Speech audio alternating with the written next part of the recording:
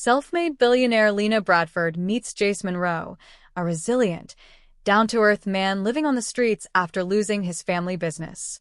Initially at odds, they form a deep connection when Lena sees the potential in Jace's business acumen and resourcefulness, inviting him to help transform her company's approach.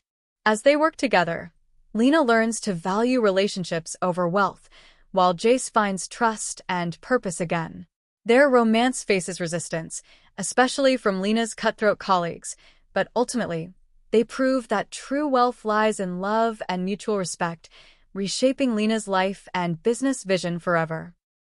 A billionaire falls for me. Lena looked over the evaluation papers once again before glancing back up at the man seated across from her. Her face showed no emotion or hint of excitement, but her heart was beating hard. She had everything she needed to close this deal. Mr. Weeks, the offer we sent you 2 weeks ago hasn't changed, nor will it. I don't understand why you called this meeting, she said, setting down the paper. Because the offer is an insult. Increase it by at least an order of magnitude, and you'll be in the ballpark of reality, the middle-aged man said, hitting his fist on the table. Mr. Weeks is the 5th-generation owner of an ink manufacturer, but that would soon change. If the offer is such an insult, why are you still here? Why set up this meeting at all? Why not burn the letter we sent? You don't need to answer because I already know. Superior Inc. posted a $38 million profit last year, down from the previous year. In fact, you haven't seen an increase in your profits in almost 7 years, have you? In 2 years, you will start hemorrhaging money. Our offer is the only one you have. Mr. Weeks' demeanor continues to get more agitated. We are in the process of implementing a project that will radically alter our profit projections. You mean the marketing consultant you hired a year ago? The third such you've paid 7 figures to in the past 5 years? Mr. Week, I need an answer now on the offer, or we will retract it, Lena said coldly. He looked down at the paper in front of him, outlining the details of the offer. His eyes frantically darted all over the page, and his face grew red before he finally exploded in anger. I am not going to sell my company to a stuck-up bitch for her to tear it apart and sell off the pieces. You think you can just wear your slutty outfit and bring your lapdogs in here with you and expect me to roll over and do what you want? The men you take into your bed every night might do that, but not me, you fucking idiot. I'll have you rolling on the ground in pain, Franklin responded with equal amounts of anger. Franklin is a partner in my company. He is brilliant at identifying companies such as Superior Inc. that are 1 to 2 years away from failing. By finding these companies, we can make an offer on them for way less than they were worth several years before the larger corporations get wind of them, then sell off the pieces for a high profit. Lena raised her hand in front of Franklin, and he went silent. Good at finding these companies, but poor at getting deals done with them. Take a walk, Franklin. Let me. Week and I discuss something, she instructed him. Franklin stood up out of his chair, still not letting his eyes off the man, but relented and left for the exit. Name-calling, especially pointing out my gender and appearance, was all but standard in this business. Facing the prospect of giving up your company puts any man into an emotional state. However, handing the keys over to a young woman? That seemed to double their negative feelings. Lena was in her early 30s, and while she would not describe her outfit as slutty, she didn't dress like she was attending a funeral either. Also, she was not a tiny woman, almost 5'9". Well before she started her business, she committed to maintaining a life of health and fitness. Every day, she trained with her kickboxing coach. Lena wouldn't let her money be the only source of power in her life. Alone with her now, Mr. Week looked at Lena with anticipation. Was his burst of anger and name-calling about to be returned tenfold by her? I started my company much in the same way your great-great-grandfather did yours. Using the small amount of capital I was able to save up in my teenage years, I started acquiring struggling local businesses and then sold off the parts of them for more than what the whole was worth. With that money, I could buy larger companies and make even more profit by selling off those pieces. Now, I'm buying companies worth 8 figures. Lena got up and started pacing the room. And made you a billionaire, Mr. Week added. That was true. It was about 2 years ago that Lena's accountant informed her that she had surpassed the $1 billion mark in terms of personal assets. She had long acquired everything she needed in her life. Being worth 10 million or 1 billion didn't really impact her life. Thus, Lena never made this milestone a big deal. Your grandfather recognized the value of the ink ribbon early on and was able to grow Superior Ink to new levels. Your father pushed it even further when he got an early start in the inkjet business. But you haven't been able to replicate those feats, and as a result, Superior Ink is in decline, Lena continued to calmly state. And gloating about my failures will make me sign your deal? I'm not trying to embarrass you, nor do I think you are a failure. If I were to have been given the reins of Superior Ink at the same point you had been, I would have ended up in this exact same situation. Likely worse. But let's be honest. You aren't hesitating to accept our offer because of pride or money. It's something else, right? Mr. Week looked down at his feet as his biggest source of shame was being laid bare. My father, as his father did before him, was able to give me a thriving company to show the world what I could do. But now I won't be able to do that with my son, Mr. Week bemoaned. The anger and aggression he maintained throughout the meeting had melted away. What utter bullshit, Lena said, changing up her attitude as well. Mr. Week looked up at her, confused. Your father didn't give you an opportunity. He gave you a prison. You had one path forward in your life, and that was to run an ink company that had no future. With this deal, you can free your son from a life of imprisonment.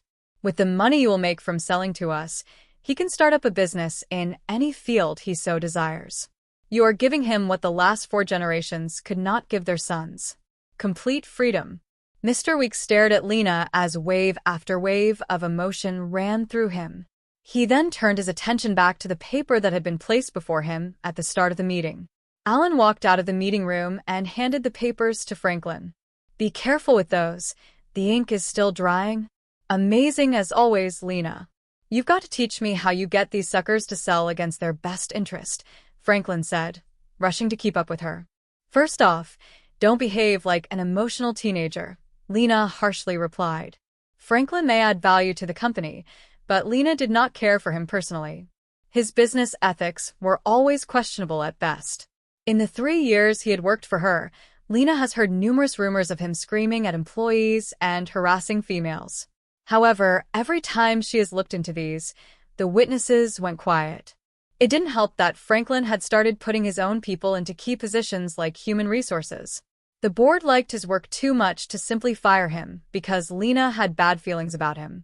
She would need solid evidence, which she had yet to find. For now, though, he remained a useful liability in her eyes. My apologies for that, Lena. My passion for this company sometimes boils up like that, he said in a way that Lena knew was not genuine. She sighed and let that matter drop. The key thing to realize is we aren't taking advantage of these people. We're saving them. In 2 more years, the value of that company will be 10% of what we have just paid for it. A larger firm will swoop in and leave them practically homeless. We identify them before that, and everyone wins.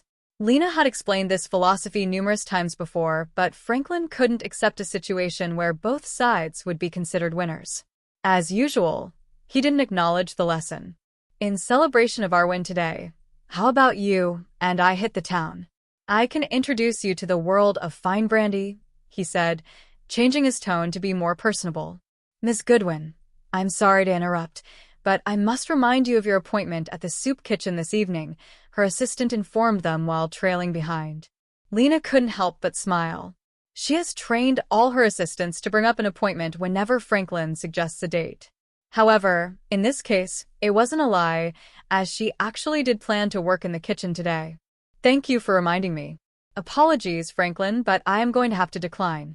You are welcome to join me, however. We always have room for more in the kitchen. Franklin's friendly attitude was tossed aside as he realized he wouldn't get what he wanted from her tonight. I just remembered, I have an important meeting tonight as well. With that, he turned around in the opposite direction. Out front of the building, Lena entered the back seat of the car waiting for her. Soup kitchen, ma'am, the driver asked.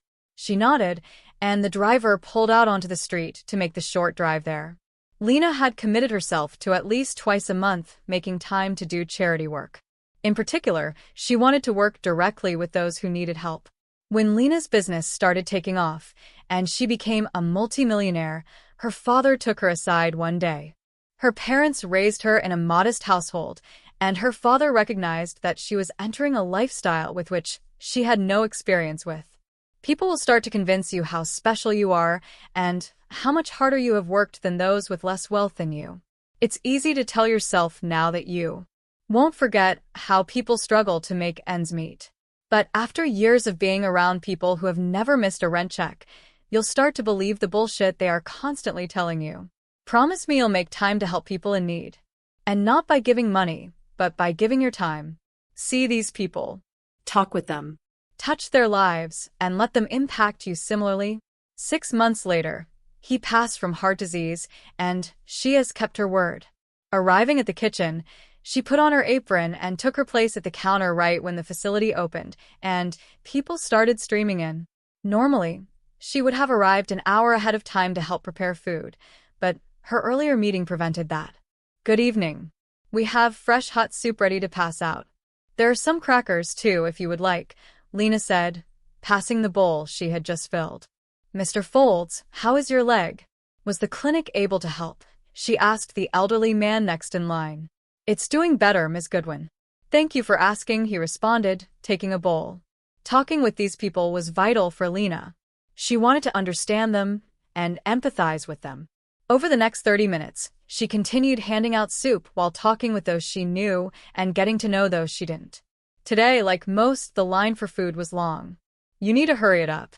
You are taking too long handing out the soup, a harsh voice rang out as she just finished hearing about a woman's grandchildren.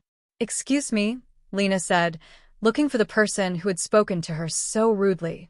Off to the side, she found a tall, burly man who looked like he had just walked in from a long day of cutting down trees. He was far from the stereotypical homeless man that came around. He couldn't have been more than 27 or 28 years old. However, the quarter-inch length beard that covered his face made it difficult to tell for sure. He had long, curly brown hair that looked surprisingly well-kept but oily. He wore a beat-up flannel shirt with blue jeans that had been ripped and repaired so many times that it was amazing they still held together. However, what really set him apart from the other men in line, besides his age, was the look in his eyes. They shone with passion and life. So many men passing through the line looked defeated, as if they had nothing to look forward to but death itself. You are taking too long handing out soup. Spend less time talking and more dishing up the food, he instructed her. The brief moment Lena had been admiring this man's spirit had passed, and now everything about him only served to piss him off. Now, you listen to me. Get back in line and be patient. I'm not here just to pass out food like a robot. Maybe you don't care, but many of these folks haven't had anyone talk to them like a human all week.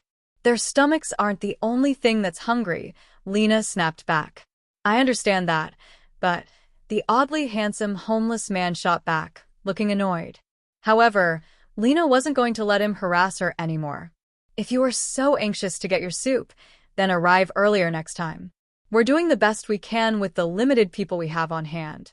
Now get back, or I will have you removed, hungry or not, she said, pointing to the back of the line. The man looked desperate to argue more but held back. He grunted loudly and walked off. Lena picked up the ladle and found her hand shaking.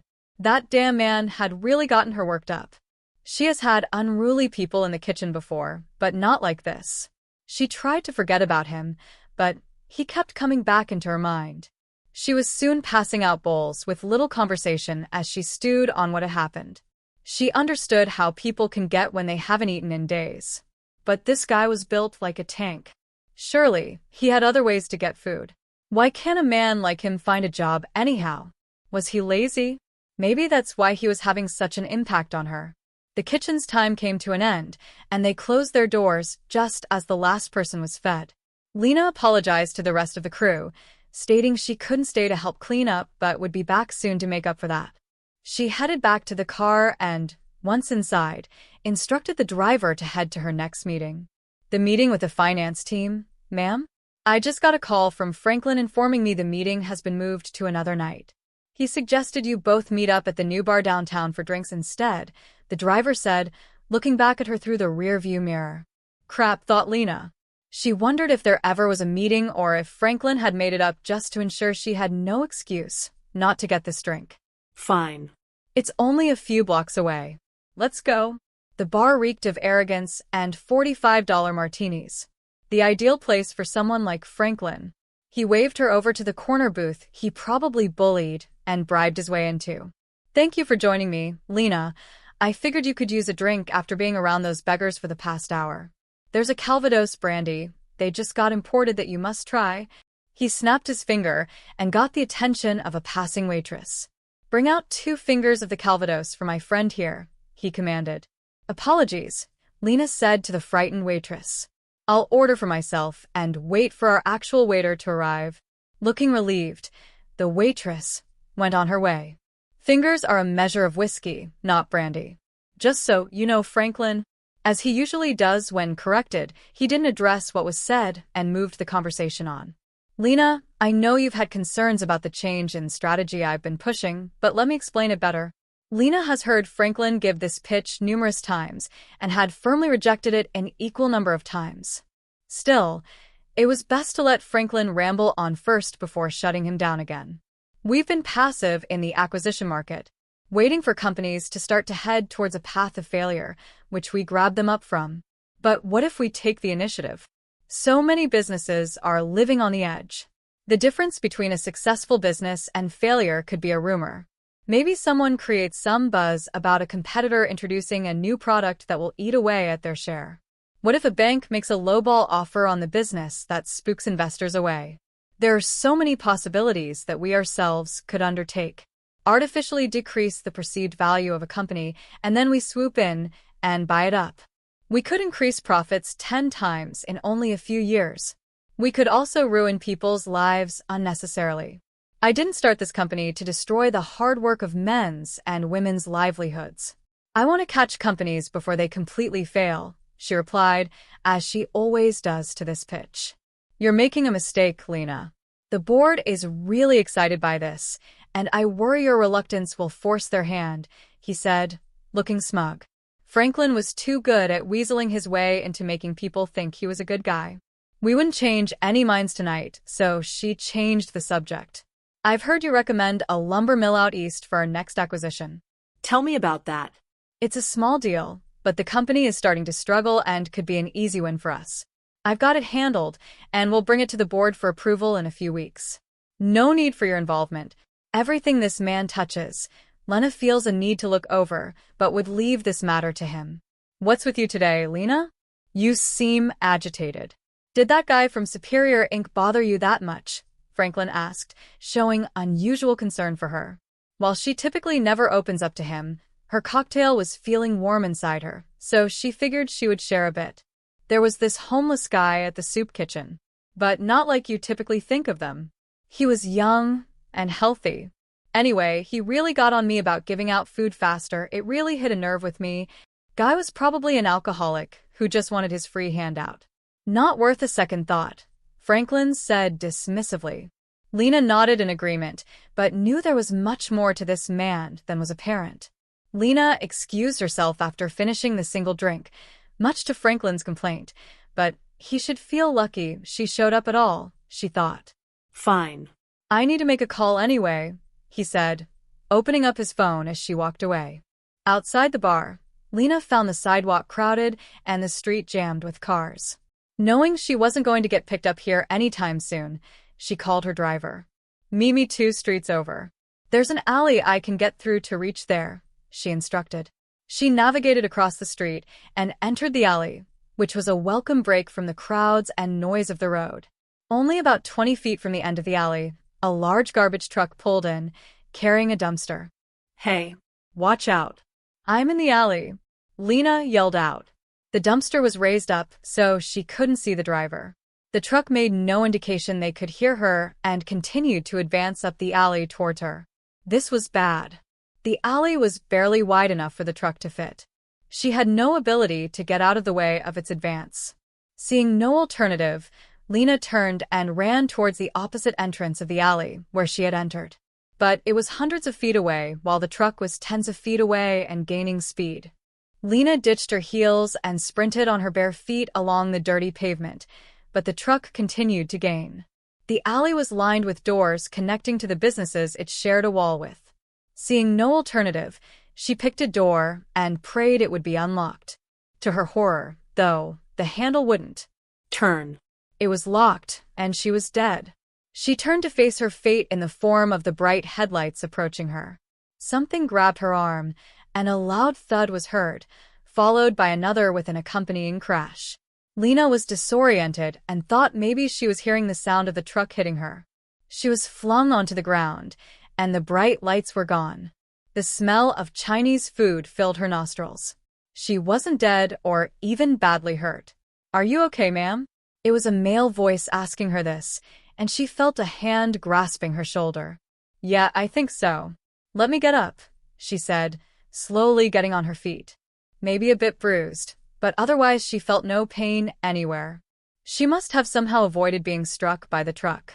On her feet and regaining her composure, she realized she was standing in the kitchen of a restaurant with the kitchen staff staring at her. "What happened?" she questioned. "One of you managed to kick the door down before you dove in just as that crazy garbage truck drove by. You guys could have been killed," a nearby waitress explained. Lena finally looked to see who saved her and saw the familiar face of the homeless man who had so aggravated her at the soup kitchen. You. She blurted out. His eyes also widened with recognition. Sorry. "What I mean to say is thank you. You saved my life today," Lena corrected herself. Despite what disagreement may have happened earlier, she wasn't about to immediately start fighting with her savior. "Think nothing of it. I would have to be a monster not to help someone in need like you were. I'm just glad I was able to get that door open. Otherwise, we would both be in bad shape right now," the man said, not showing a hint of the anger he had when we first met. "I'm Jace Braun, by the way. Apologies for not introducing myself back at the kitchen," he said, holding out a hand. "Lena Goodwin," she replied, taking his hand. They held eye contact for a minute before a man cried out from the corner of the kitchen. "What happened to my door? Did we get robbed?" Jace turned to him to get him up to speed. "No robbery, sir, but it was my doing. The only way for my friend and I to avoid getting pancaked by a runaway truck in the alley was to escape into your kitchen. I will, of course, work however long you need me to until you feel I have paid for the repair cost." "That won't be necessary. Send the bill to my office," Lena spoke up, pulling out her business card. Jace wasn't happy about that and gently pushed the arm down that was offering the card. "You didn't break down that door." "This is my responsibility," Jace replied harshly. "Trust me. I can afford it." "It's not trouble at all," Lena said while pulling out her wallet. This only made Jace more agitated. "I don't want your money. Don't you dare pay for my mistake. I didn't ask for your help." She was quickly being reminded of what it was about this man that made her so mad. "Listen, I'm not going to pretend like I know what it's like to be homeless, but there's no need for you to be so proud. Think of it as a thank you for saving my life," Lena offered, trying to calm things down. Jace walked past her, over to the man who was upset by the broken door. "I can wash dishes for you all day tomorrow and beyond if necessary. Is that suitable for you?" he asked him. You've done work for me in the past. "I'll gladly take it again in trade, Jace," the man said, shaking his hand. Lena was generally a cool-headed woman, but she couldn't stand being ignored. "You insufferable jackass. Why do you need to make things so difficult?" she yelled out. The eyes of the kitchen staff were all on her, and Lena became rather embarrassed by her outburst.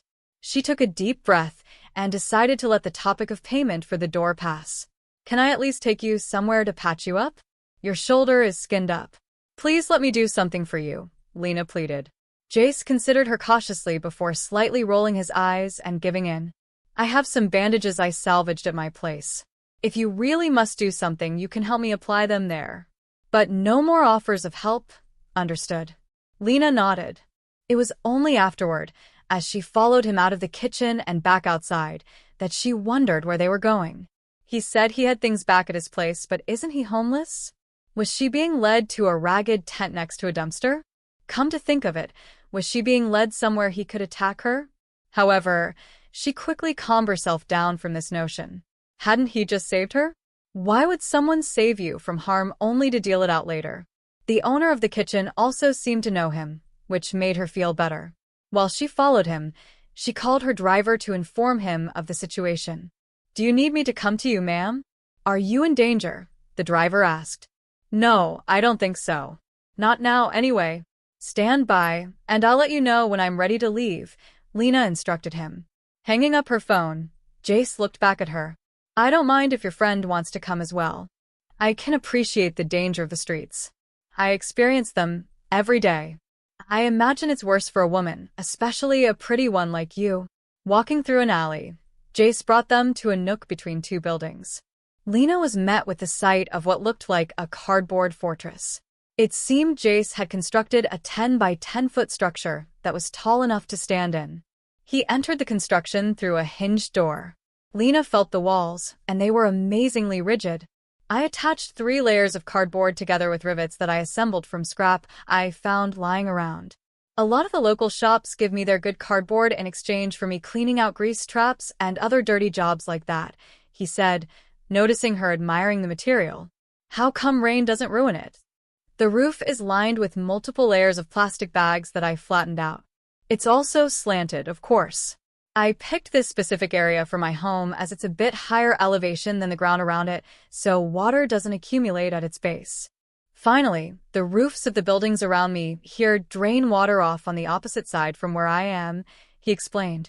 Wow. "This must have taken you forever to build." "It's very impressive," Lena complimented as she entered. "I've gotten pretty good at it. The other homeless men around here demanded I make them the same house. I offered to show them how to do it themselves, but they refused to learn. They only wanted a handout. Now, they tear down my home whenever they get the chance. I've had to rebuild it numerous times. Each time I do, I make it stronger, hoping it will hold up to their next attack." Inside the structure, Jace took off his flannel shirt and the torn-up t-shirt he had on under that. He started to use a rag to clean off the wound before Lena took it from him. "Here, let me do that," she said, starting to dab the dried blood off. Lena tried not to stare, but with his shirt now off, she realized just how muscular Jace was. His arm looked wider than a loaf of bread and felt incredibly firm.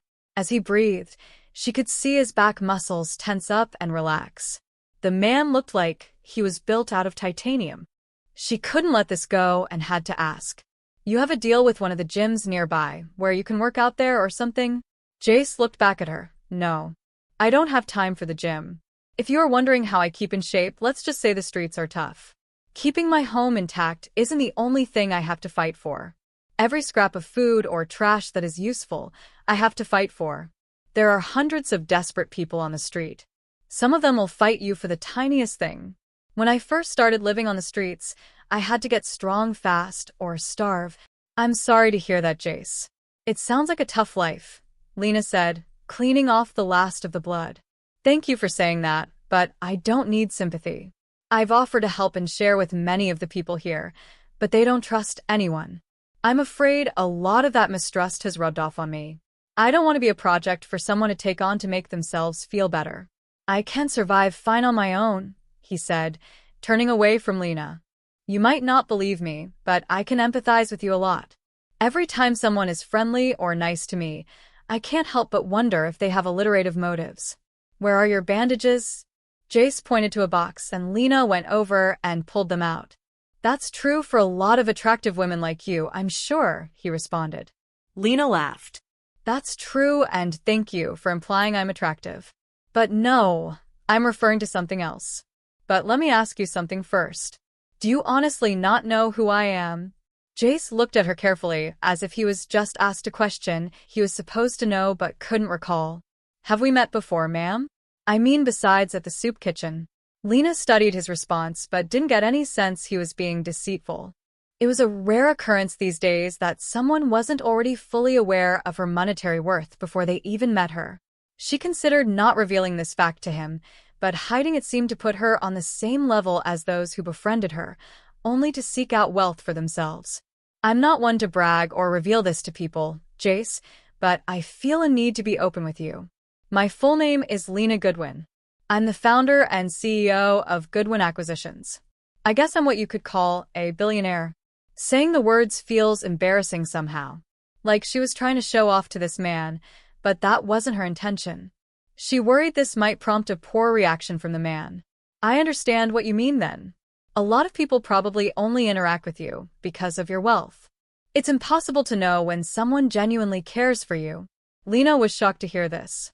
He understood her so well. Everyone that knew me before I was wealthy has passed. Now I keep everyone at arm's length, and I'm not sure I can ever let anyone into my life. Not fully, at least. They both sat silent for a moment in thought. Jace sighed as if he had just come to a hard decision. I haven't told this story to anyone in the city. All I ask before I do is that you remember you promised not to offer me any more help. Lena nodded, becoming curious about what revelation he was about to impart to her. When I was a child, my family had a thriving business offering crop dusting services back in our hometown of Jezebel Falls. We owned a single plane that I was obsessed with as a kid. I looked forward to the day I could join the company and contribute to the family's success. But when I was around 10 years old, they lost the business. The only thing we kept was the plane. In my teenage years, I actually learned to fly it, although it was rare that we had money for fuel. We got by okay by taking what work we could, but life was a lot tougher after the crop dusting business was gone. When I graduated high school, I asked my parents to take a risk and send me to college with what little money we had.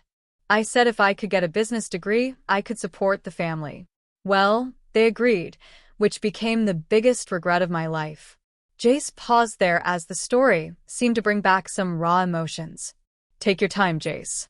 You don't have to tell me anything that makes you uncomfortable, Lena told him. Taking a deep breath, he regained his composure. No, it's okay. I need to live up to my past and stop hiding from it. It's all my fault, after all. Lena had finished wrapping his arm, and Jace started to put his shirt back on. He continued his story in a more serious tone. My parents put almost every penny they had towards my school tuition. I knew how much they were risking with me. The summer before classes started at the university, I read textbook after textbook on the subjects I would be taking. I've always been like that. Reading, or rather learning by reading, has been a passion of mine. When classes started, I was eager to learn more. But apparently, I was more eager than my professor wanted. On the second day of classes, he made an assertion to the class that I knew was wrong. Maybe I should have kept my mouth shut, but I was always taught right was right. In class, in front of all the other students, I pointed out the flaws in what he was saying and even had references to back up my argument. I thought maybe he would be thankful for the correction or at least be encouraging of a student doing their own research. I was very wrong. Jace stood and faced away from her. The professor took my questioning of him as a personal insult to himself. He didn't like being embarrassed in front of others, but I tried to explain I never meant that. I even apologized for not asking him my questions outside of class. He told me I needed to announce in front of the whole class that I was wrong and the professor was right, or he would see me expelled. That would be dishonest, so I refused. He got the school to form a hearing where they would decide my academic fate. Jace took another moment here. Lena took the opportunity to voice her support.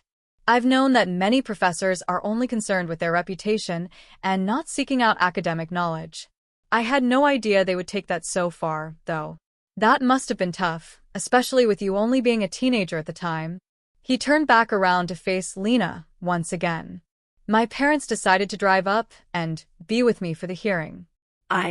I remember thanking them for offering to do so. I could have told them to stay home, but I didn't.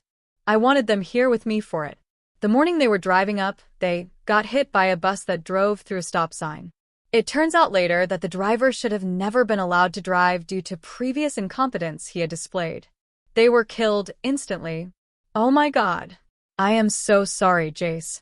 She got up to comfort the man, but his body language quickly showed that he didn't welcome it. Jace opening up and telling the story was hard enough for him. He wasn't ready for someone to get physically close to him. The police called me, and I rushed to the hospital, where I found out they had died. I asked the professor for a delay with the hearing, but he refused. The hearing went on as scheduled, and without me there to defend myself, the decision was made to kick me out. In one day, I lost my parents, their money, and my future. That is what happens when I ask others for help. Tragedy. I don't plan on remaining homeless my whole life, but I'd rather die out here than let others down again. Lena considered how best to respond. His life's philosophy was so flawed and shaped by sadness, but he was in no state to have it challenged right now. She was obviously in a position where she could improve his life significantly. In a matter of hours, she could have him living in an apartment with a job lined up to start tomorrow morning. But he wouldn't even take a stick of gum from her, let alone any help like that. What she could do, though, is be a friend. Even if he wouldn't trust that was all she was offering. What about your parent house? Things. They must have had something for you to inherit. They were already behind on house payments, so that was the first to go, along with most of their belongings. The only thing that wasn't immediately taken was the crop dusting plane. But it was being held in a storage rental facility. With no way to pay the rent, I couldn't access it. I'm sure it's been torn apart for parts or has rotted away. More than the house or any other possessions, knowing my parents' plane is gone hurts the most. It sounds like you've been able to work at various places around town. Why can't you get a paying job somewhere? After the death of my parents and getting kicked out of school, I fell into depression and just lived on the street. Eventually, I realized they wouldn't want this, so I started improving myself. I did manage to get jobs at fast food joints and similar places. But within a few days, they started needing information about me, like an address. They always find out I'm homeless, then let me go. They think my being homeless means I'm violent and crazy, despite the calm man they see right in front of them. Sure, places will let me do some work in exchange for favors, but they can't have me on payroll. It's almost impossible to escape this world, Jace bemoaned. Lena couldn't hold back anymore, despite what she may have promised earlier. You mean to say it's impossible to escape without help? Besides, you are already accepting help. I saw you at the soup kitchen, remember? If you are willing to take help from that, why not let me help even more? Since arriving at his shelter, Lena had witnessed Jace slowly drop his guard. But any progress made in breaking through to him instantly disappeared after she said that. I wasn't in the kitchen to accept free food. I was working there just like you. But I guess you couldn't appreciate that, and all you saw in me was a homeless person looking for a handout. But you were yelling at me about taking too long to give out food, she said, defending herself. You may have the luxury of time, but if you take too long handing out soup and there are still people in line when it's closing time, people leave hungry. My yelling at you puts food in people's bellies. Lena was growing frustrated hearing all of this. Maybe she had misjudged him at the shelter. But whoever heard of a homeless man working at a soup kitchen? He'll give others all the help they need, but throws a fit when he is offered the slightest assistance? Jace was also growing more agitated. Thank you for wrapping my arm, but it's time for you to leave. It's obvious you don't understand me, nor even want to. You're no better than those people who would use you for your money. Lena was in full agreement that it was time for her to leave. I hope when you are an old man and still homeless, your pride keeps you fed and warm. She stormed away, having gotten the last word in. Lena called her driver, who met her on the next street over, without issue. Assuring him she was fine, he drove her to her apartment. Despite her best efforts, even having a third glass of wine, Jace wouldn't escape her thoughts. Eventually that night, sleep found Lena, and she woke up refreshed, with Jace being a distant thought in her head. Arriving at the office, though, that changed. On the first floor of the building, near the visitor entrance, Lena heard an argument occurring around a small group. While she may normally pay no attention to such occurrences, today she was curious to see what the issue was. She approached one of the security personnel standing outside of the group. "What's going on here?" she asked. "Good morning, Ms. Goodwin. Nothing for you to worry about. There's a vagrant type claiming to know you and wants to see you. They'll be removed shortly," the guard tried to assure her. "Let me see him," she replied, having a strong suspicion who this was. Leading her through the crowd, her intuition was proven correct and was met with the sight of Jace, arguing with Franklin no less. "Ms. Goodwin has no desire to speak with the likes of you, trash. Get out or be thrown out," Franklin threatened him while having several security guards at his side. As much as Lena would love to see a man of Franklin's small stature attempt to move Jace anywhere, she needed to defuse things. And I have no desire to be spoken to by Franklin. Back down, he's a friend, she said, extending a hand to Jace. I apologize for causing so much trouble. I simply wanted to apologize for how I left things last night. The only way I knew how to reach you was through your business. I should have just mailed a letter. Apologies again, ma'am, he said, taking her hand and bowing slightly. Let's agree we both left things in a poor state last night, Jace. But an apology was accepted, Lena replied, smiling. And if everyone here wouldn't mind, I'd like to speak without an audience. The small crowd got the message and dispersed. Everyone but Franklin, that is. He doesn't take instructions from her most days. Why should he start now? You actually know this man? Has your desire for charity taken you so far that you are now befriending these people, Lena? You're entering a world of disease, hard drugs, and crime. You do not need to be entertaining trash like him, Franklin said. That's the second time you've called him trash. I didn't like hearing you call my friend that the first time. I certainly didn't like it the second time. This man saved my life last night from a runaway dumpster truck, Lena scolded him. Franklin's mood changed upon hearing that. I wasn't aware that happened. Well, at least he has offered some usefulness to the world. It's okay, ma'am. He's just being protective of you, for which I can't blame him. I'll get out of your business, but I wanted to offer one more thing, as an apology. If you are available, dinner tonight is my treat. It's not the fancy places you frequently dine at, but there's a good Italian eatery on 5th Street. Would that be acceptable? Franklin laughed hearing this. That's adorable. It's like when a child wants to make dinner and genuinely thinks the plastic food he put on a plate is a real meal. Jace, I would welcome that. These fine dining places think 2 olives on flavorless paste is a meal worthy of its $300 price tag. I would love to eat greasy pizza tonight and leave a restaurant full for once, she said, ignoring Franklin. You're making a mistake, Lena. He's dangerous, Franklin warned. Meet you there at 7, Jace replied. It's a date, Lena said, continuing to enjoy ignoring Franklin. The two shook hands once again, and Jace departed. Lena made her way to the elevator, while Franklin followed her like a concerned puppy. If all you want is pizza, I know it, he started to say before Lena interrupted. It's more than the pizza that I want. And what I want you can't provide. Sorry, Franklin. He stopped in stunned silence, allowing Lena to slip away from him into a closing elevator. Franklin avoided Lena for the rest of the day, which was a welcome side effect of today's lobby meeting. She wondered if she could convince Jace to make a scene every day in the lobby. But besides that small gift, the workday proceeded as usual, although her mind wasn't as focused as usual. She wouldn't admit it to herself, but her dinner with Jace was as exciting as she had been for something in quite some time. 7 finally arrived, and Lena found Jace waiting for her at the Italian place. She had stewed on what to wear for an amount of time, she was embarrassed to admit, but had decided on casual wear. She wore blue jeans and a t-shirt. Clothes she hadn't worn out in so long. It almost felt more special dressing like this than in a full evening gown. She also thought it downplayed her wealth, which was something she felt inclined to do with Jace. Not that he didn't know who she was at this point, but she wanted him to see who she was beyond that. Jace was wearing a highly repaired button-up shirt and blue jeans as well. Seeing him again, Lena appreciated something. He was a very clean person. His clothes, skin, and hair showed no dirt or grime. He also smelled nice. Not that he was wearing any cologne or anything. Instead, he smelled sweetly neutral. I can't tell you how excited I am to eat at a normal restaurant like this. Everyone I work with always wants to eat somewhere that is some combination of French, expensive, and with a chef that has been on a magazine cover. I can't even get the interns to eat somewhere like here, even if I'm paying, Lena said, greeting him.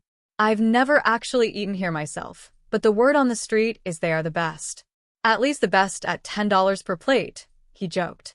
I spent the day mopping the floors here, so the meal is covered. Just don't go too crazy.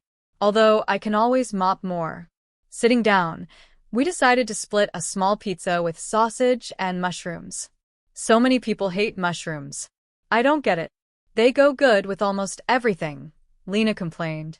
Sandwiches, pasta, salads, burgers. All meat, really, Jace said in support. Going into this meeting, Lena had promised herself to not make the conversations focused on Jace's homelessness. She wanted him to feel like a person, but also truly wanted to get to know him better. Favorite movie? She shot at him. Back to the Future Part 2. Or really any of them. Everyone says Part 3 is no good, but I think it holds up great as part of the trilogy. What about you? Should I prepare myself to hear something starring Kristen Heigl? Jace teased.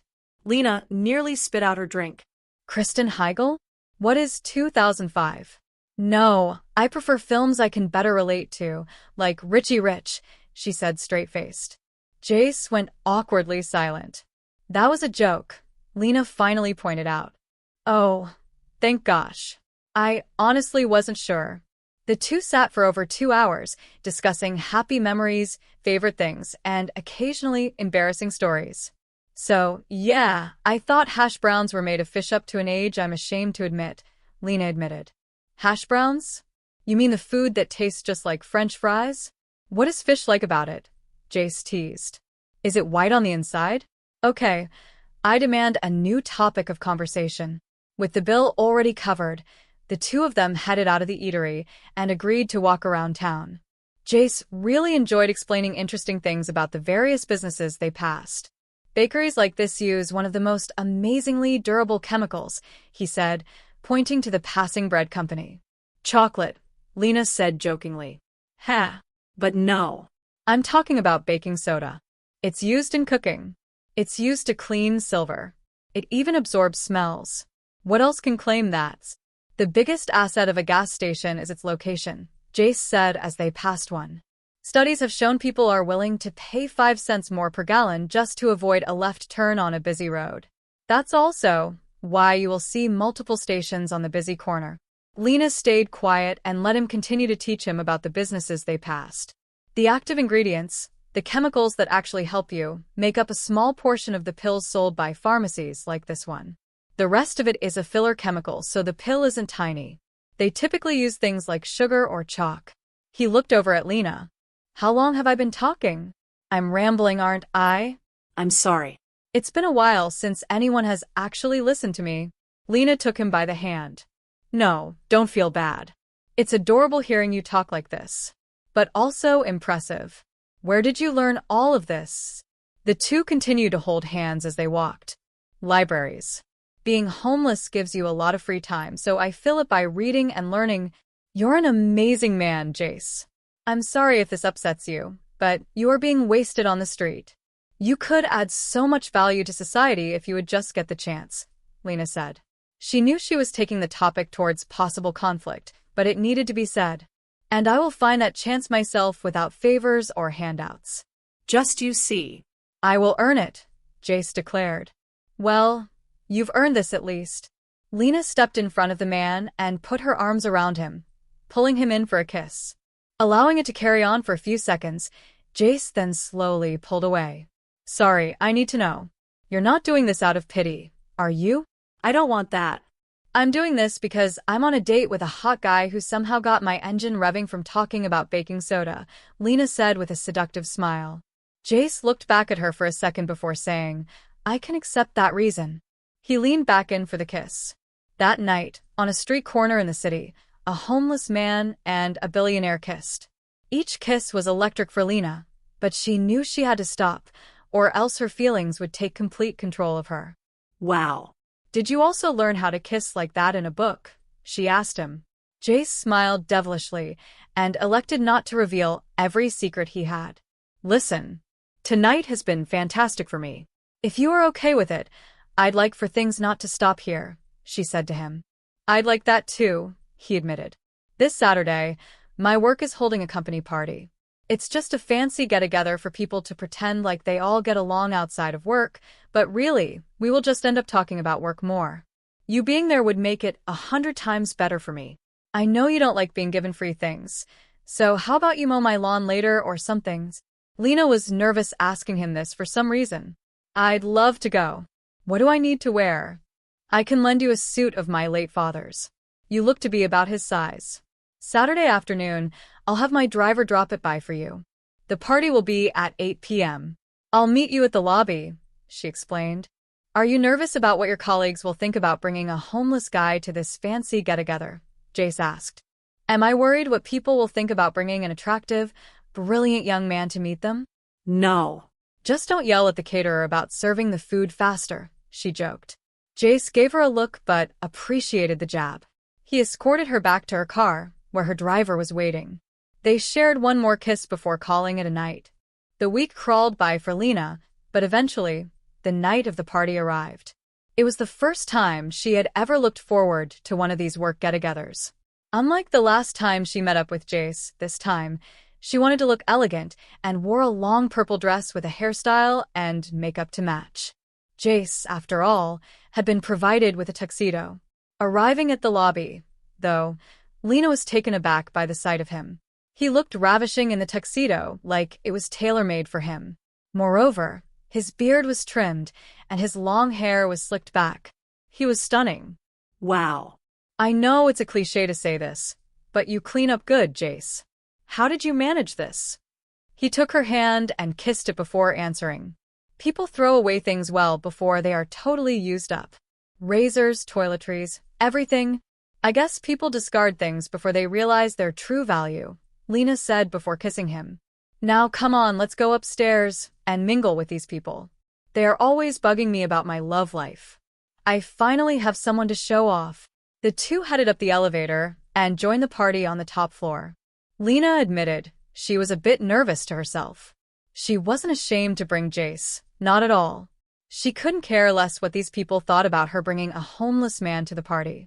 However, some of these people may resort to insulting Jace himself. How well he might take that was questionable. Taking him here tonight was a risk to this very fresh relationship. She took advantage of the fact that they arrived a bit late, and she wasn't immediately noticed and overran with coworkers looking to interact with her.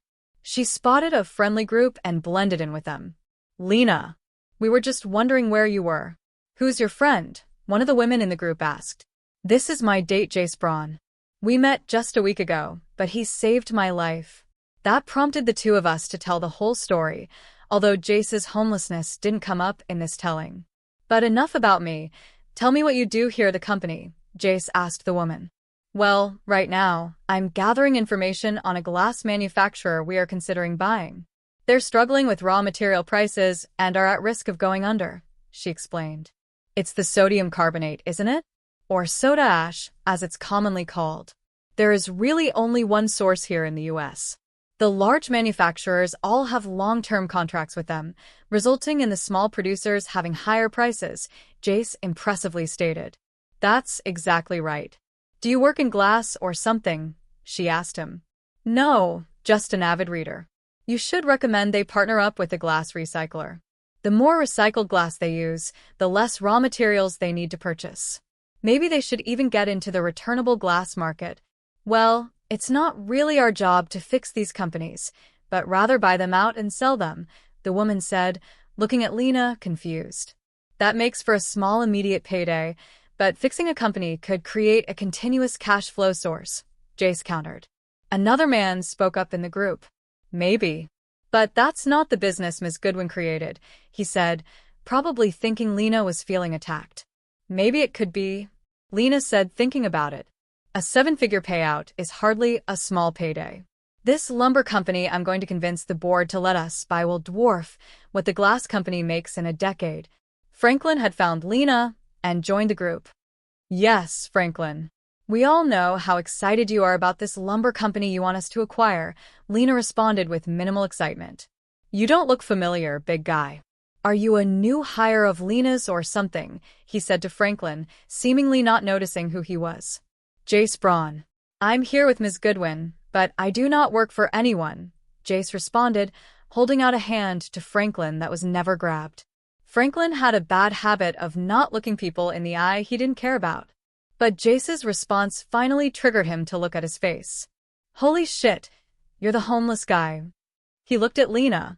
You brought the homeless guy to the party? Are you insane? Or are you just trying to prove some weird point to everyone?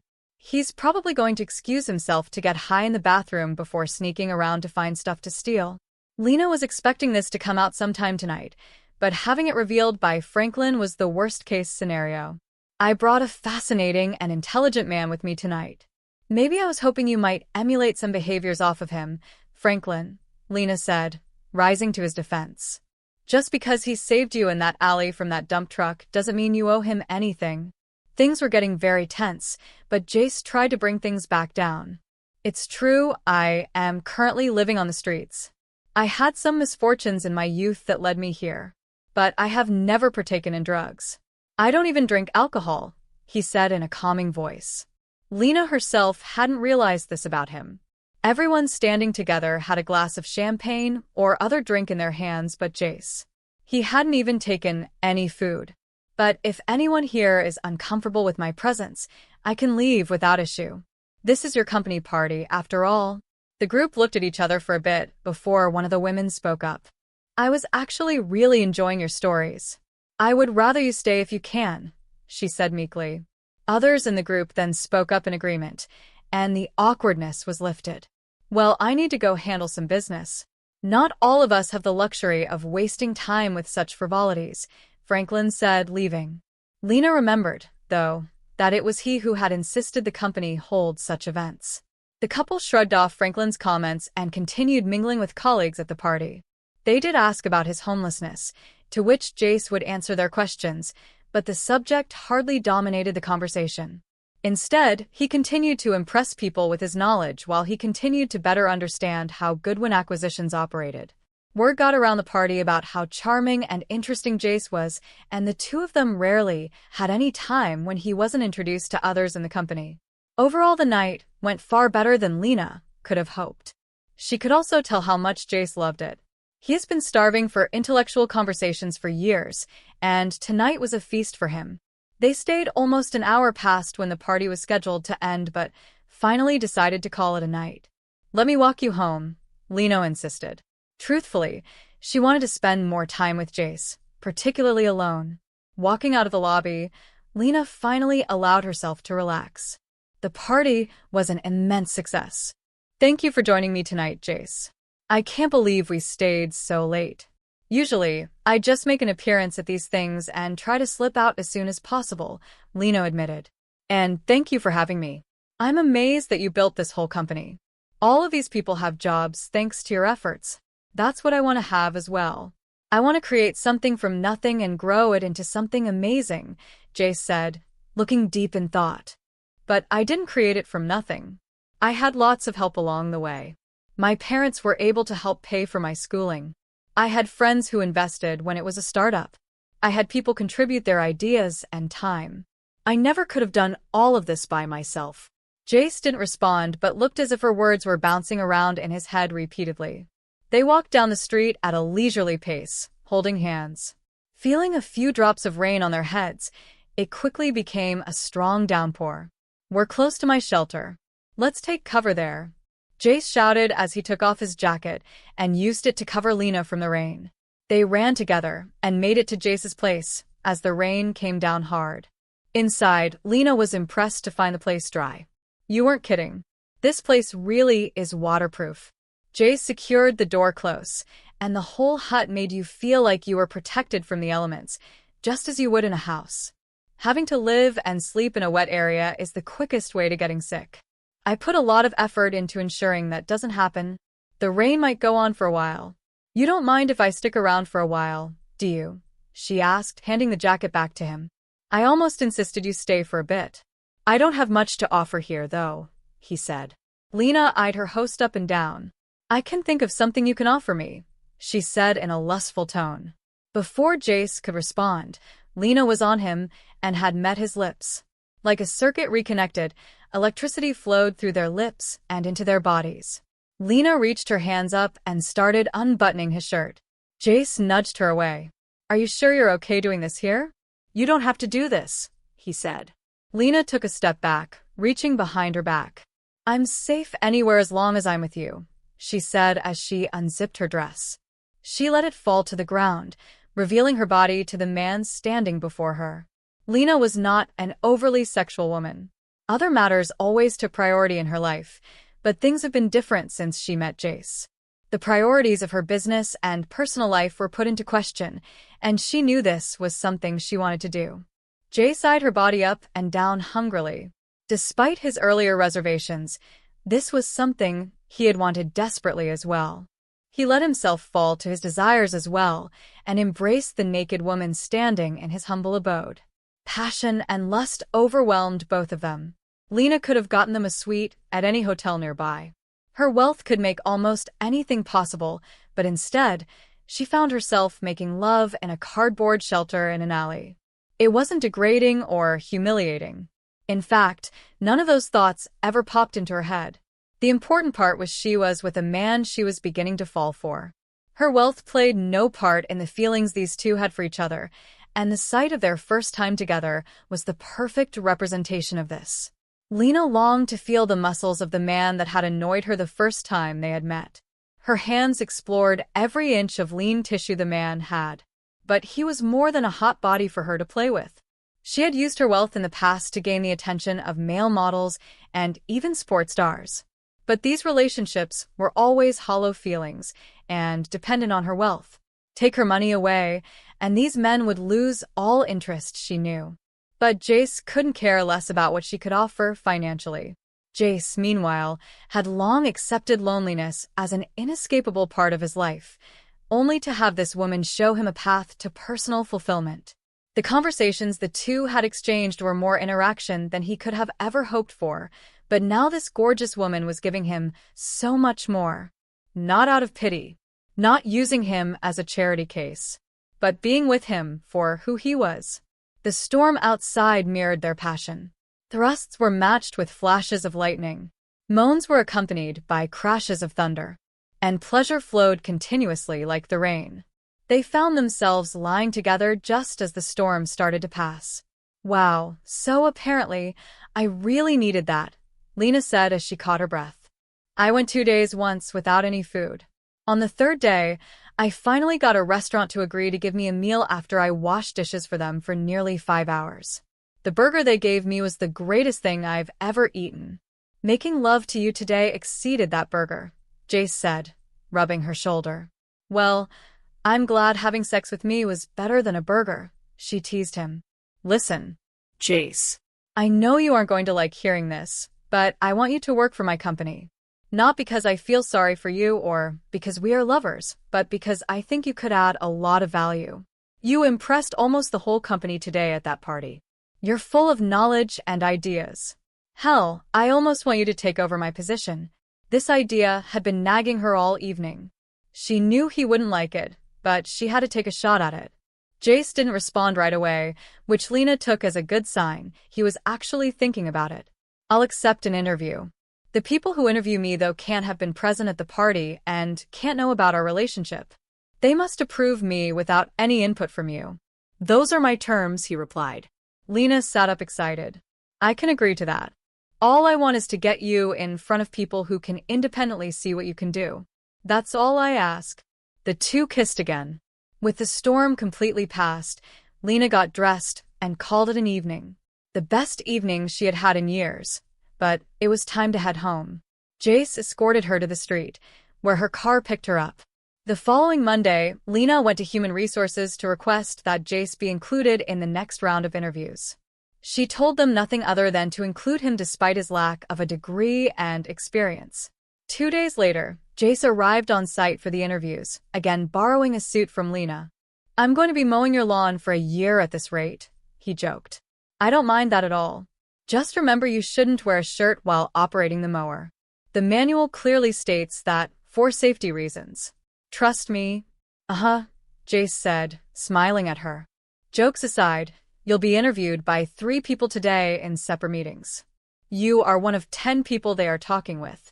I haven't told these people anything about you, Lena informed him. Thank you for that, Jace said, adjusting his necktie nervously. Lena took hold of the tie and adjusted it for him. Keep in mind if you make it through these interviews, you'll be called back for a final panel 1. Understood, Jace said, taking a deep breath. I'll meet you back here this afternoon. With that, Jace walked off towards the interview rooms. Lena went up to her office but had a hard time keeping focused on anything. She often would find an excuse to head down the stairs and walk past the interview rooms, but that never gave her any insight into how things were going. She also knew she couldn't talk with the interviewees afterward, as that could also be seen as trying to influence the outcome. She wouldn't get any insight from how it went today except from Jace himself. Eventually, though, the time arrived, and Jace found her waiting in the lobby. "I'm dying to know how it went," she admitted to him. "I think it went well. But we will see. They said they are getting together tomorrow to make the decision, and will email us then. I'll be stopping by the library tomorrow to check," Jace said. The next day, Lena found out when the decision would be made and decided to touch base with the 3 interviewers right afterwards. "Have the emails been sent out to the prospective employees?" she asked the group of 3. "Yes, ma'am. We made a pretty controversial call, though. If you don't like it, we can always recall the emails," one of the men said. No. "That's not why I'm asking. You 3 were empowered to make this decision, and I'm sticking to it. I'm just curious who you choose." The 3 looked at each other before one was brave enough to state their decision. "We went with Jace Braun. He has no relevant background or even an education beyond high school, but the guy was amazing to talk to. Even if he isn't hired, we recommend bringing him on as a consultant. And I support your choice, as I said. Now, if you will excuse me," Lena said, walking away. Feeling giddy, she entered her office and closed the door before breaking out into a dance celebration. Things were going amazingly. The company wasted no time, and the panel interview was set up for the next day with Jace. Again, Lena promised she would not participate in the interview or its decision. She would get to observe it through the computer, though. However, the panel would consist of 2 colleagues that Lena trusted, but also Franklin. There was no way he would take Jace seriously, but she had no choice and would just hope the other 2 would see his value. Lena watched the interview in her office. Downstairs in the meeting room, a webcam was hooked up, allowing her to see and hear Jace and the interviewers. Jace entered the room and warmly greeted all 3 of them, including Franklin, whom he addressed by name. Franklin didn't bother to stand, but at least gave him a weak handshake. The interview started with the 2 interviewers shooting off questions that Jace was prepared for. His responses continuously prompted nods, smiles, and a few laughs. Franklin was silent and looked bored. Lena wondered if he was apathetic to the interview and would let the other 2 dictate the outcome. "I've heard from the previous interviewers that you had an interesting idea for the company. Can you explain it to us today?" Jace was asked. Happy to. "Your business is built around salvaging companies before they fall to such a state where they are worth pennies of what they once were. An admirable venture, no question," he said, looking at the panelist. "But what if we instead take struggling businesses you are acquiring and turn them around?" But how? "By combining them with other businesses you have acquired. For example, last year, you purchased a small auto part manufacturer struggling with rising steel prices. Simultaneously, you had a mini-mill processing recycled steel in your possession. These 2 companies combined create a very stable, very profitable business." The 2 panelists looked at each other, nodding. Franklin, meanwhile, was beginning to perk up. This worried Lena. "Another example.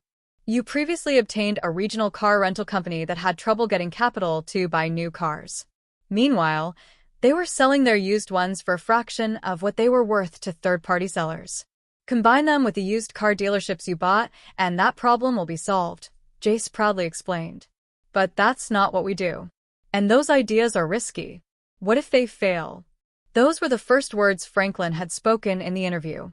"It represents a change, and is not without risk, I agree. But think about the companies you sell. What is the fatal lesson they all learned? Innovate or die. They all refused to change their business and suffered as a result. You must see the irony if that's a lesson your company will fail to heed." "Excuse me. Are you saying Goodwin Acquisitions is going to fail?" "I'm not sure if I want someone so pessimistic on our team," Franklin said in an angry tone. "I have no doubt you are all succeeding, just as every company you bought was at some point. Innovation shouldn't only occur in times of trouble," Jace calmly explained. "I think we've heard enough. You may leave," Franklin said to Jace. There was still time left, but obviously, Franklin didn't need it. Jace thanked everyone for their time, including Franklin. As soon as he left the room, Franklin started railing against him. "Well, this is an easy call. No way a man like that should ever work for us. The fact that he even got an interview was ridiculous, he shouted. I suspect he had forgotten I was listening. I disagree. I thought he was remarkable. His idea has a lot of merit. We've seen it become harder and harder to find and acquire these struggling businesses. Using the ones we find to create sources of continuous cash flow is a solid proposal, the other interviewer said as his colleague agreed. Need I remind you both of my role in this company? I won't allow you to bring on someone who will ruin us. We aren't hiring him, and that's final, Franklin said, slamming his fist on the table. The other two looked defeated and agreed he could make the call. But Lena, having foreseen where this was going, burst into the room. And do I need to remind you of my role in this company, Franklin? She said, trying rather unsuccessfully to hold back her anger. Lena, he stuttered, glancing over at the webcam and remembering she had been watching. I empowered the three of you, not one, but the three of you, to make the hiring decisions. Then I hear you going against that and intimidating these two into agreeing with you. Is that what I intended when I formed this group, Franklin? If we could just, he stuttered. Answer my question. No, ma'am. Sorry, ma'am, he said, shrinking. Now proceed with the decision on hiring properly, and I will talk with you about this breach of ethics later, Franklin. Lena stormed out of the room, furious. What was about to be a moment of triumph for Jace and the company was completely overshadowed by Franklin's childishness. But seeing him cower and even call her ma'am was nice, though. In the longer term, she would love to get Jace into his position, but that was far off. For now, she would continue to endure Franklin. That evening, Lena and Jace met for dinner, which he had agreed she could pay for, provided he got to pay her back with his new job. They celebrated with wine and discussed how great it would be working together. I'll have someone else as a supervisor, correct? I can't be seen sleeping with my boss, Jace asked. Of course. There will be processes to ensure your job performance reviews and future promotion considerations are independent of me, Lena explained. There's something else I'd like to bring up, Jace said, looking a bit nervous. I would like to make things official between us. I'd like to continue our relationship. Lena leaned in for a kiss. I've been waiting for you to ask you, for a big burly lumberjack.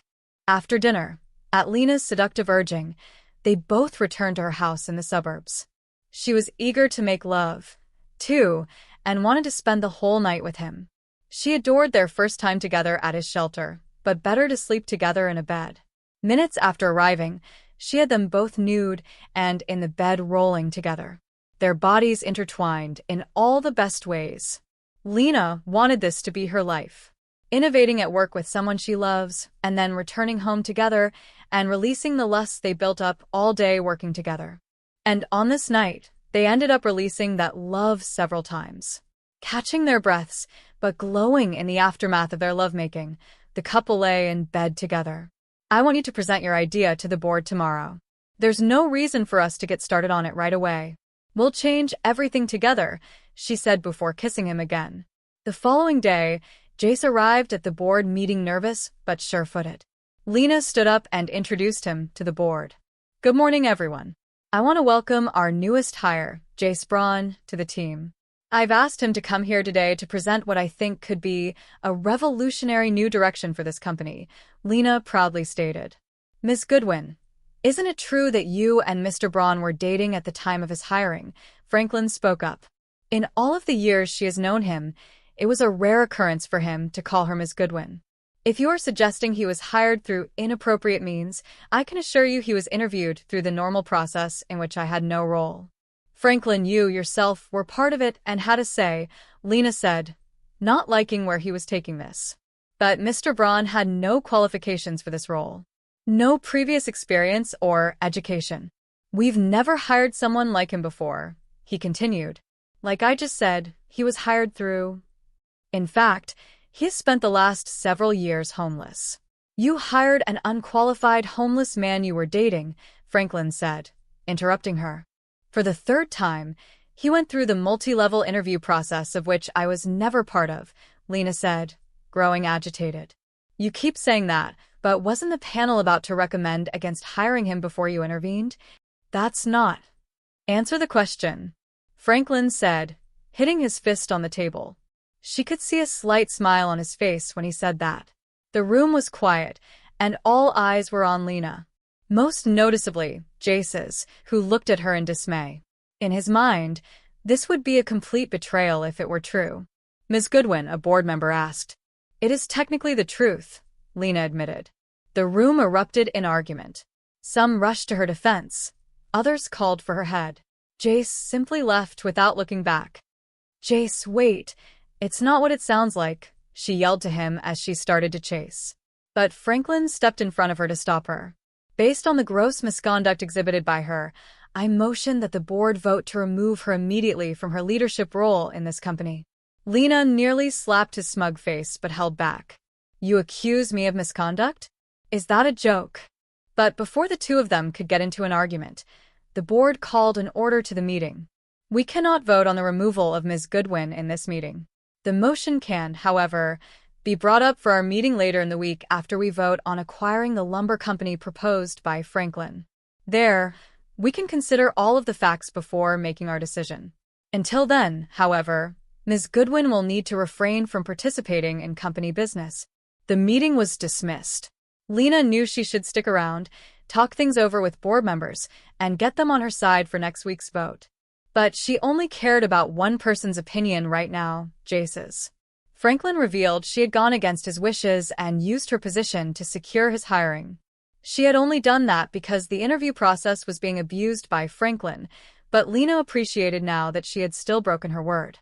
She headed down to the lobby, but didn't find a trace of him. Similarly, he hadn't headed back to his shelter. Lena went down the street from business to business, asking if they had seen him today, and all indicated no. With daylight starting to fade after hours of wandering the city, she decided to try his home one more time. Her heart started racing when she heard someone inside the cardboard house. Jace. I've been looking everywhere for you. Please talk with me, she pleaded. The makeshift door opened, but out popped a stranger's face. How dare you steal Jace's home? You need to leave right now, Lena said, interpreting this man as a thief. I bought this place fair and square from Jace. Go find your own, the stranger grumbled. Wait. Jace sold you his home. Why? Do you know where he went? The man eyed Lena suspiciously. He sold it to me for enough money to buy a bus ticket. Said he was finally heading home. Now, get out of here. That was it. Jace was so disgusted with her that he fled the city he had lived in for years. In a single day, she had lost her love and probably her company and job. All she could do now was try and prevent the board from voting her out next week. In the best case, she could retain the life she had before Jace. The dull, stale life. No, she thought as she gained clarity on the situation. She is prioritizing the wrong things. Her time with her company has taught her that businesses will come and go, but people are what you need to fight for. If she gave up on Jace now, she would forever regret it. She called up her driver to deliver the car. I apologize, ma'am, but what do you mean by delivery? Do you want me to pick you up? No. Bring the car to me, then take the rest of the week off. I need to take a trip by myself. The driver was unsure of this but did what was asked of him, and Lena was on the road by herself. She inputted the destination into her GPS Jezebel Falls, the hometown of Jace. Jace had half a day head start on her. Additionally, she knew nothing about this place, so she would have to start her search there completely in the dark. But that was fine. She didn't care how long it would take. On the drive there, she got numerous phone calls from co-workers at the company. Some offered support, some questioned what happened, and a few accused her of misconduct, which she ignored. All of them were upset that she was traveling out of town and not staying to fight. She understood their feelings, but none of them could understand hers. It was a long drive, and she arrived late into the night. The town was small, with no large hotel for her to stay in, but she finally found a small bed and breakfast to stay at. The owner, luckily, was still awake, and rooms were available. You passing through, I assume? The kind old man asked. No, actually. I will be staying for an indeterminate amount of time. Is that okay? Lena asked as she filled out the guest card with her information. Of course. I don't think we've had a full house here in over a decade. Stay as long as you like. Your room is number 1 there down the hall. Breakfast is available in the morning whenever you like. Lena took the key, and upon entering the room, she collapsed on the bed. The day felt like it had been 50 hours. She had never experienced such a whiplash in emotions. She woke up thinking it was the start of a perfect life for herself, and by the end, everything was a wreck. With that last depressing thought, she slipped into sleep. Lena woke in the morning in a panic, thinking she had overslept and was late for an important morning meeting. But reality hit her, and she remembered her situation, which gave her no comfort. Sitting up in bed, she was wearing the same clothes she wore all day yesterday. She had brought nothing with her on this trip, not even a phone charger. Looking in the mirror, she did what she could with her hair before heading out of the room. "Good morning. We just got some pancakes made up. Have a seat," the old man from last night said as his wife set a plate down on the table for her. Lena considered saying no thank you and heading out to begin her search for Jace immediately, but she hadn't eaten anything since she left the city. "Thank you. You are both too kind," she said, taking a seat. "If you don't mind me asking, what brings you into town?" "You said you might be staying a while," the man asked. "I'm looking for someone.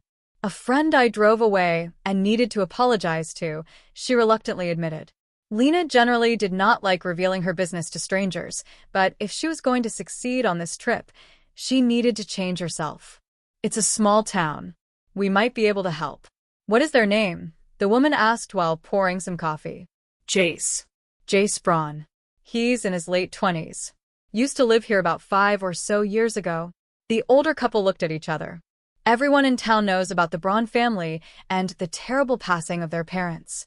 "We haven't seen or heard from Jace since the funeral. Is he okay?" Lena didn't want to be the one to break the news of his hardship to these people. "He's doing okay, but I was told he came back to town last night. Well, word gets to us a bit slower here. I would recommend walking around downtown and talking to the shop owners there. They always seem to get the town gossip first." That gave Lena a start, and she quickly finished up her food. "Thank you very much for the meal and the conversation. I'm going to head out, but we'll see you all this evening," she said, heading out the door. The town of Jezebel Falls had a small but lovely main street, which is where Lena decided to get started. Given the size of the town, even just walking around could make her run into Jace. But she started off heading into what looked like a pharmacy. At the very least, she could get some toiletries here. "Good morning. Haven't seen a new face enter that door in a while. What do you need?" the man at the counter asked. "I'm visiting town for a few days and didn't pack any essentials.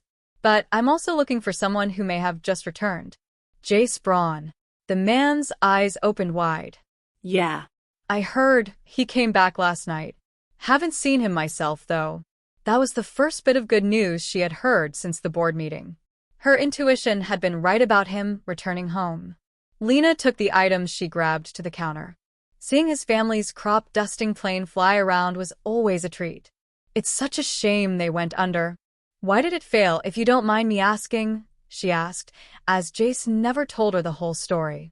A large farm supply company subcontracted them to service all of the local farms in the area. Family Farm Company, I believe they were called. Well, at some point, they went under. The Braun family figured they would just work directly with the farms, which, for a short time, worked out well. But then another company came in to fill the hole created by Family Farm Company. They demanded that all of the local farms use them exclusively, including their own crop dusting services. That was the end of Braun's business. This news was distressing to Lena, and she felt the need to move on quickly. She paid for her items, thanked the man for the information, and left. From there, Lena visited a small clothing store where she bought a few outfits and was eventually directed to the general store in her search for Jace. She entered the store, and a voice cried out from the back. "Are you kidding me? When a man flees for hours to get away, maybe take that as a sign he doesn't want to be followed." It was Jace wearing an apron. It looked like he was working here. Jace. "I can explain. I know I messed up, but Franklin.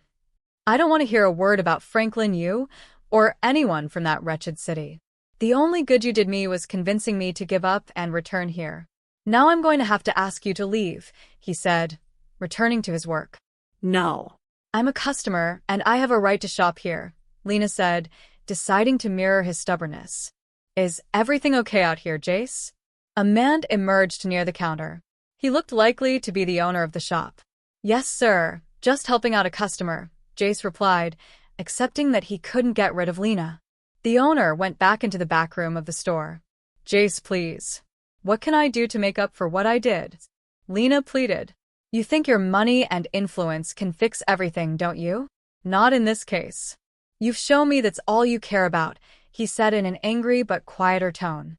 Isn't the fact that I'm here and not back in the city fighting for my job tell you that you're wrong? You'll be gone in a day. As soon as you realize you can't buy my forgiveness, you'll give up, Jace said, walking away from her. I'll stay here for a month if that's what it takes to prove I care about you, Jace. I don't care about losing my company. I care about you more, and I'll prove that. Knowing he wouldn't listen to her anymore, Lena headed out of the store, eager to find ways to show him her love. However, she didn't know how to do it and spent some time walking around town, eventually finding herself walking down a country road. Turning the corner, she found herself face to face with a dozen cattle grazing just off of the road. This didn't seem right, and she noticed a downed fence nearby. The cows had taken advantage and were now walking freely where they pleased. Lena debated what she should do, but a truck pulled up. Hello there. Sorry if my herd here got in your way. I'll get things fixed up here, the man coming out of the truck said. Do you need any help? Lena asked. Well, sure. Come here and take this salt lick. The cows go crazy for it. See if you can't get them to follow you back into my field. I'm Paul, by the way. Lena. And sure. I'd be happy to. Paul handed her a white cube that some of the nearby cows seemed to instantly recognize and started walking towards her. She quickly headed towards the gap in the fence and was followed by every cow on the road. She led them into the field about 100 feet before chucking the salt further inwards, and the cows took chase. Paul had already started working on repairing the fence. Let me hold that for you, Lena said, taking hold of the post. That allowed him to hammer it back in. 10 minutes later, the fence was back to full strength, and the situation was resolved. You saved me a whole lot of trouble there, Lena. Trying to get the cows back to my property while fixing the fence is like herding, well, cows. I'm happy to help. Funny enough, I was walking around looking for opportunities to do just that. Hey, how did you know the cows got loose? Did you see those collars they were wearing? It's GPS tracking. Whenever one of them goes past the fence line, I get notified right away. Before that, I was always worried about a cow getting out and being lost forever. With this system, I can arrive right away at any problem area. Nice. So hey, do you have any other work you need help with? Lena offered. Me? No, I'm pretty much set. But I'll tell you what. See that lot just over there? That's Henry's place. He's been looking for someone to help him repair a busted gate. Well, I think I know just the city girl to help him, Lena said as she quickly started walking that direction. While not the most skilled worker, Lena was eager and proved to be enough help to Henry to fix his gate. He directed her then to his neighbor, who needed help with some broken gutters. Each task led her to another and another. Finally, evening arrived, and he had run out of neighbors needing help. Her last employer offered her a ride back to town, which she gladly accepted as she had wandered several miles away by this point. Sweaty, dirty, and tired, she entered the town's local bar and ordered a cold beer to cool off with. She sat at the bar sipping on the bottle when someone sat next to her. How does a billionaire who grew up in the city know how to fix a gate? It was Jace, and it looked like he hadn't come to fight. She doesn't. But she was willing to learn and help out how she could, Lena replied. I heard how you helped all of those people. You did all that just to impress me? Impress you? No. Don't you remember? I'm going to be fired soon. I'm trying to get some new job skills, Lena joked. Jace smiled, the first time she had seen him do so since that board meeting. Jace. I don't expect you to forgive me, but I still want to apologize. I convinced myself I was in the right by doing everything I could to get you this job, but I see now I was wrong. That being said, 2 of those 3 did want to hire you. It was Franklin only that stood in your way. But I could have handled that much better than I did, Lena said sorrowfully. Thank you for saying that. I should have stayed and listened to you, at least.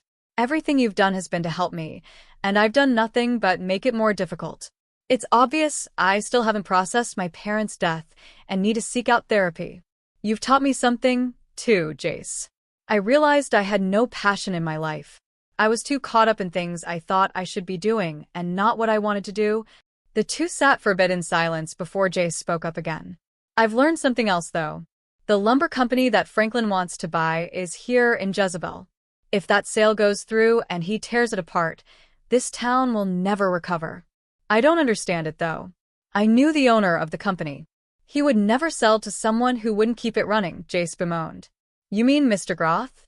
The bartender said after overhearing. He sold it to another gentleman a year ago. Made him promise not to shut it down.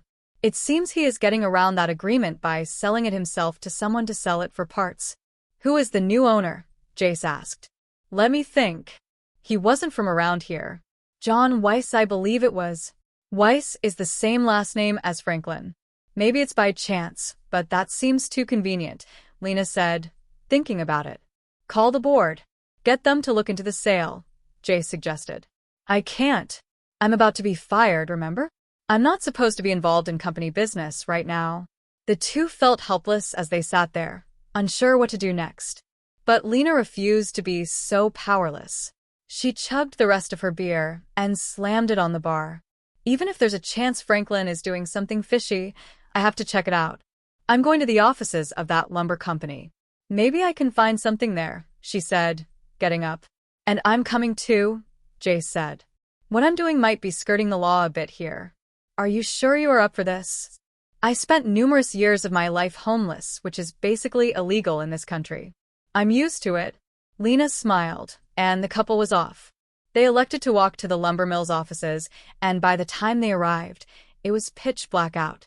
The lights were completely off inside, and things looked deserted. They found the door locked shut.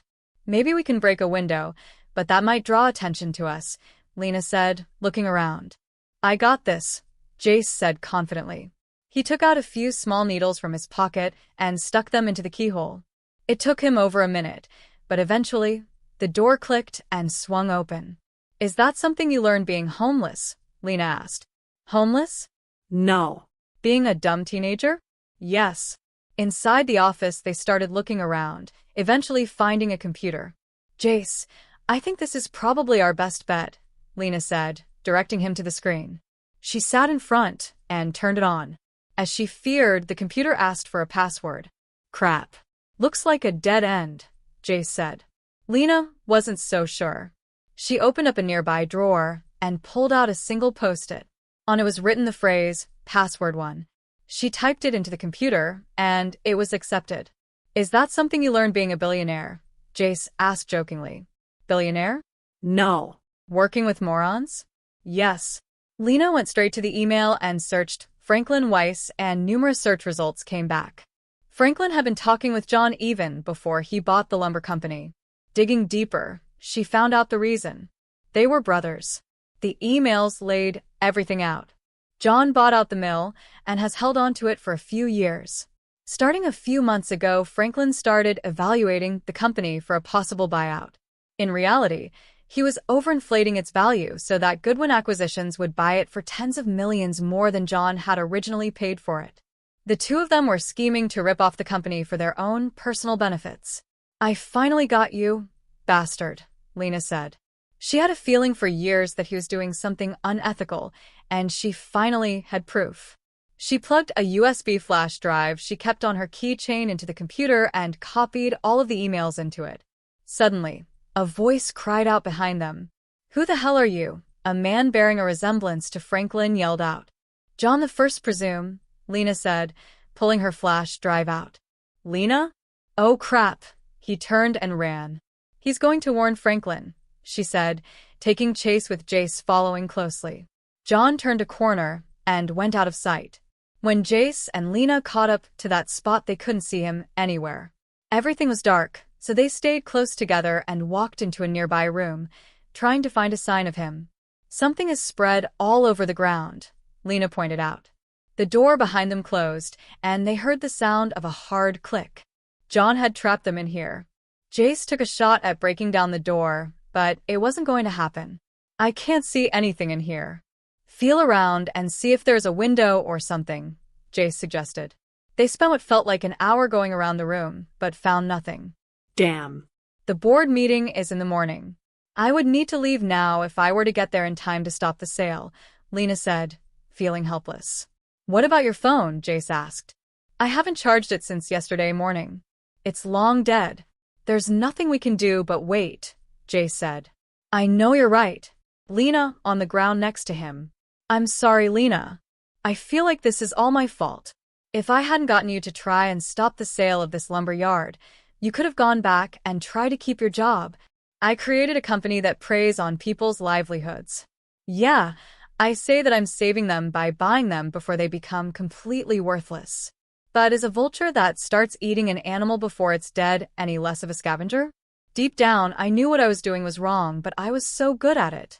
But then you came along and showed a whole new way of operating. I will always be grateful to you for that. Even if I lose my company, I will still know I tried to do good in the end with it. Lena paused. She had learned something today that was tearing her up inside, but she had to come clean. Your parents' crop dusting company was subcontracted by a company called Family Farm Company. It was when that company fell apart that your parents' own business soon followed.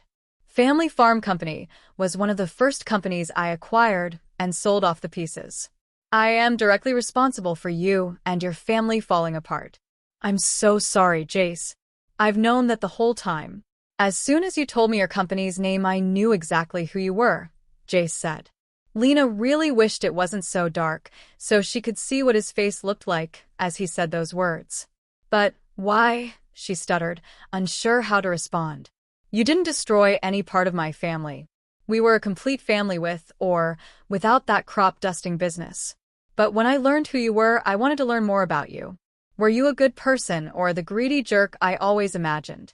And I found out you were a kind person willing to grow, even at the risk of your wealth. Lena felt his hand find hers in the dark. I also learned that I'm in love with that woman, Jace said, squeezing her hand. Jace, Lena said, leaning in and finding his lips. It was then that a light appeared in the room. Oh, the sun is coming up, Jace said. The light lit up their room and revealed it was filled with barrels of salt. Why does a lumber company have so much salt? Lena asked, picking some of it up from a nearby barrel. They use it to treat the wood. They dissolve the salt in water and apply it as a way of weatherproofing, Jace pointed out. Of course you knew that, she teased back. Lena took a closer look at the hole where the light was coming from. Peeking through it, she could see cows on the other side. Cows with devices wrapped around their necks. Those are Paul's cows. Lena called out. Paul? He's still herding cattle? How can you tell? He has GPS devices wrapped around their necks. This is perfect. Lena grabbed a handful of salt and tossed it against the hole in the wall. Only a small portion made it through the hole, but that's all she needed. She picked up another handful and repeated the process. What are you doing? Jace questioned. Cows go crazy for salt. If I can get them to notice the salt I'm throwing, I'll bet they will break down that fence and get out in order to get to it, she said, throwing another handful at the hole. How will convincing a cow to vandalize a fence help us? Jace questioned. Because when the cows move past the fence boundaries, Paul will get a notification and drive here immediately.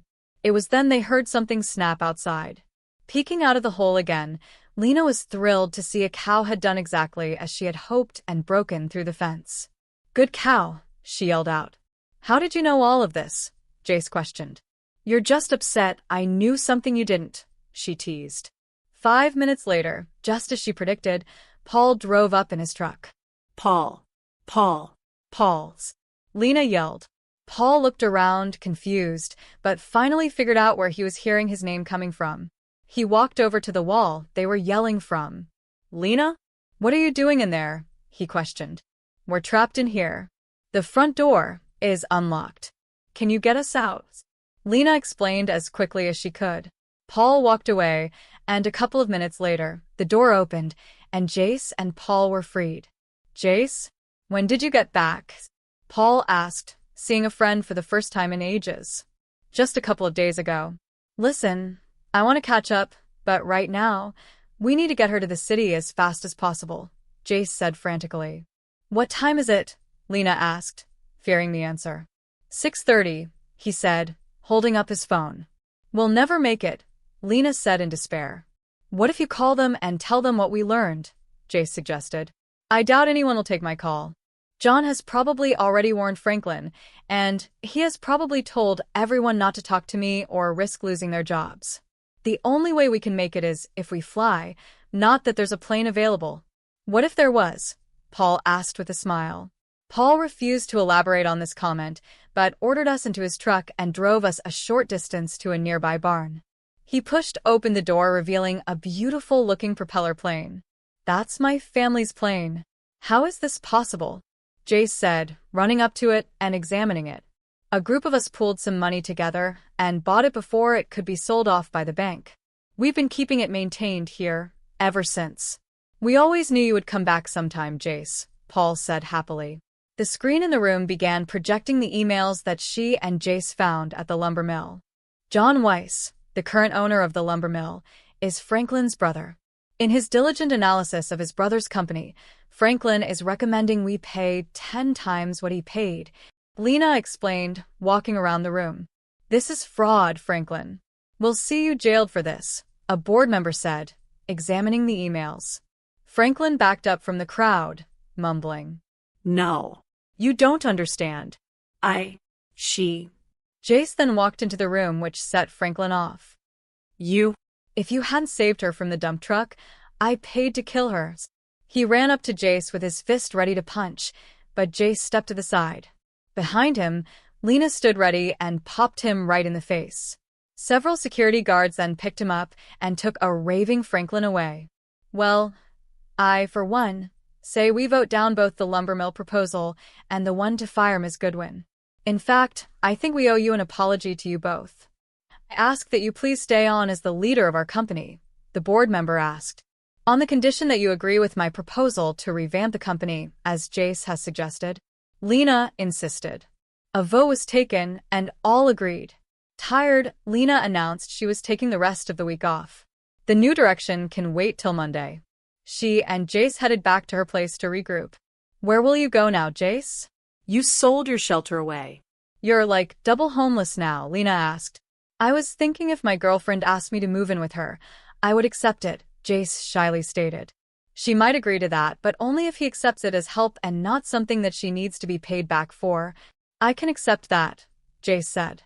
The couple smiled at each other and kissed. But you still owe me a couple of sessions mowing my lawn shirtless, Lena said. The couple laughed and tussled as they embraced passionately. Meanwhile, though, a message popped up on Lena's phone, unknown to them at the time. My brother and I were going to be rich. Don't think just because he's in jail means you're safe. Our story comes to a pause here, and I hope it leaves you with a sense of release. Life brings its share of highs and lows, but every fall, every heartache, becomes part of our journey to resilience and growth. Even in difficult times, remember that you have the strength to rise again, and that you are never truly alone. If you need someone to talk to, don't hesitate to reach out, even here in the comment section. You might find advice or comfort from someone who's walked a similar path, and their words could be just what you need. Thank you for walking through this story with us. We look forward to being by your side in the next chapter. Life's beauty isn't gone. It's simply waiting for the right moment to reappear.